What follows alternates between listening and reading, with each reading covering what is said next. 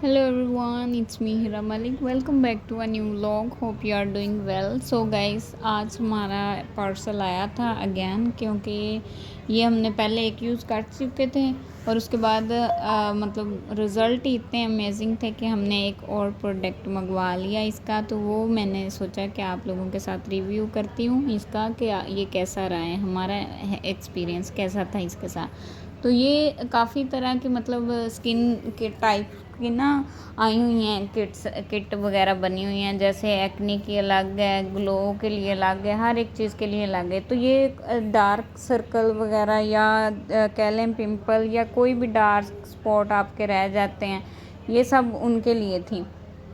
तो मैंने इसी को ये चूज़ किया था कि ये मंगवानी चाहिए क्योंकि मेरे ना पिंपल निकले थे, उसके बाद ना निशान रह गए थे उसके, तो उसकी वजह से मुझे ये बेस्ट लगी थी तो मैंने ये ऑर्डर कर ली। तो ये मतलब इतने अच्छे इसके रिज़ल्ट थे ना, मैं आपको बता नहीं सकती कि अभी थोड़ा ही टाइम है इसको यूज़ करते हुए हुआ है, मेरी सारी स्किन के ऊपर से वो जो जितना भी निशान क्या हर एक चीज़ गायब हो गई है और इतनी अच्छी स्किन हो गई है। तो ये थोड़ा सा यूज़ दोबारा कर लिया था मैंने, तो मैंने कहा चलो मैं आपको इसकी पैकिंग दिखा देती हूँ ताकि ना आपको क्लियर हो जाए। उस टाइम मेरे बच्चे मेरे पास थे तो मैंने फुल अनपैक करके ना आपको ये दिखाई है कि अंदर से कैसी है बाहर से कैसी है।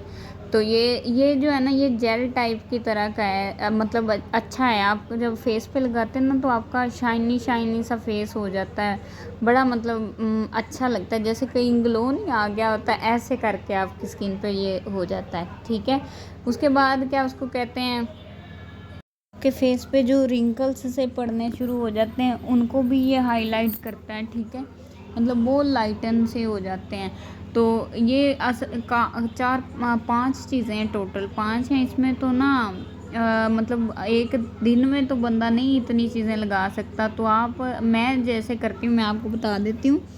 मैं सबसे पहले तो ये फेस वॉश यूज़ करती हूँ। ये इसका एक मिनट मैं इसकी बता दूँ पहले, ये जो है ना क्रीम, ये ऐसी क्रीम है जैसे आपने कोई बेस से नहीं लगा ली होती, मतलब थोड़ा सा ना वो हो जाता है जैसे बेस लगाई होती है तो सब कुछ छुप जाता है, ये वैसे। अभी ये देखें मैं हाथ पे लगाया तो आपको फ़र्क नज़र आ गया होगा।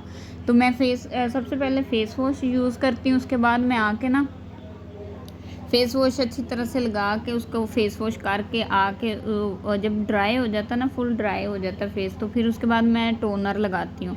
टोनर, इसका जो टोनर का टेस्ट है ना वो बहुत कड़वा है, मतलब आप लिप्स बंद करके लगाएं तो ज़्यादा बेहतर है। मुझे तो बहुत कड़वा लगता है।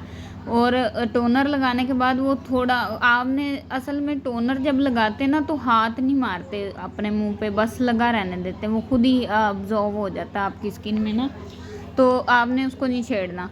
ठीक है, अक्सर मैंने देखा है कि लोग टोनर लगा के उसकी मसाज कर रहे होते हैं, तो ऐसा नहीं होता। टोनर सिर्फ आप ऐसे सेटिंग स्प्रे जैसे करते हैं ना ऐसे लगा के छोड़ देना। उसके बाद मैं जब वो सूख जाता है ना तो सीरम लगा लेती हूँ जहाँ वो मेरे वो है ना यार डार्क स्पॉट्स से बने हुए हैं, उधर लगा लेती हूँ बस। और सारा दिन मैं ऐसे ही रहती हूँ। फिर सही है, जब ये सारा कुछ मतलब शाम हो जाती है ना, बिल्कुल शाम हो जाती है, जब आप सोने लगते हैं जैसे कह लें, तो उस टाइम मैं ये जेल लगाती हूँ। जेल से ना सारा स्क्रब करके, जब जेल आप स्क्रब करते रहेंगे ना तो उसके बाद जब आप स्क्रब करेंगे ना इसका तो सारा जो है ना नीचे उतर जाएगा, जैसे मैल से नहीं उतरती ऐसे करके ना सारी स्किन की डर्ट जो है वो उतर जाएगी। सही है, तो आप उसके बाद अगेन जाएंगे फेस वॉश करेंगे और उसके बाद उसी पार्सल के साथ एक और पार्सल मंगवाया था हमने, वो जो राशन था हमारा, ये राशन आ गया था। थोड़ा सा बस हल्का फुल्का ख़त्म हुआ था, वो उसके स्कूल के लिए चीज़ें वगैरह नहीं थी तो लगते हाथ मैंने ये दालें भी मंगवा ली और जूस भी इकट्ठे ही मंगवा लिए थे ताकि हफ़्ता डेढ़ हफ़्ता आराम से गुजर जाए। उसके बाद हमने कहीं जाना था, शाम हो गई थी, हम रेडी हो चुके थे, फिर इसके बाबा हैं, फिर हम चले गए चीज़ियस। ठीक है, चीज़ियस गए थे हम पहले सोच रहे थे टॉप पे चलते हैं वहाँ जाके बैठते हैं, लेकिन फिर हमने सोचा कि ऊपर बहुत गर्मी होएगी तो फिर हम नीचे ही आ गए, नीचे ही मतलब डायरेक्ट ही अंदर आ गए थे। तो फिर क्या उसको कहते हैं, पहले हम यहाँ बैठने लगे थे, फिर उसके बाद इधर का एसी नहीं था चल रहा, फिर हम अंदर गए क्योंकि अंदर काफ़ी ज़्यादा रश था, तो सारे ही उधर बैठे थे। तो फिर हमने ये लास्ट वाला टेबल खाली था, फिर हम इधर बैठ गए क्योंकि ना एक तो पता नहीं लोग भी काफ़ी वेले हैं इतना वो ना आ रहे जा रहे थे ना, तो बहुत सारे लोग बैठे थे फिर हम अभी एंटर हो ही रहे थे तो बच्चों ने शोर डालना शुरू कर दिया, अभी हम तो ना प्ले लैंड में जाएंगे, हमने प्ले करना। तो उसके बाद इनको मैं ले आई थी इधर, मैं साथ ही आई थी क्योंकि ना मैं ये प्रेफर नहीं करती कि बच्चे अकेले जाएं, क्योंकि यहाँ सारे बच्चे अकेले थे, ऊपर से बहुत बड़े बड़े भी बच्चे थे। तो उनको कुछ बच्चे होते हैं जो ना मतलब, अब मैं यही साफ लफाजों में कहूँगी कि तमीज़ नहीं होती, बच्चे आगे से आ रहे हैं जा रहे हैं, उनकी तरफ से कोई फ़र्क नहीं उनको पड़ता, बस वो स्लाइडों पे स्लाइडें लेते हैं, वो उनको तो चोटें नहीं लगती, लेकिन जो सेंसिटिव बच्चे या छोटे बच्चे कह लें होते हैं उनको थोड़ा होता है। इसलिए मैं ना साथ ही आती हूँ, इधर बैठ जाती हूँ ताकि इनको घुमा फिरा के। अब जैसे ये देखें वो मोटा सा बच्चा बच्चों के ऊपर गिरी जा रहा था और मैं कोशिश कर रही थी कि इस वाली स्लाइड पे ना ही आए वो।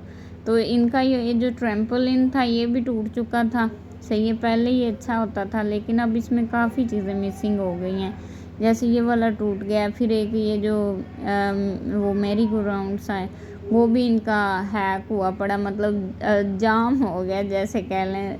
तो ये स्लाइड अभी फ्री थी तो मैंने कहा चलो आप लोग फटाफट इधर से आ जाएं।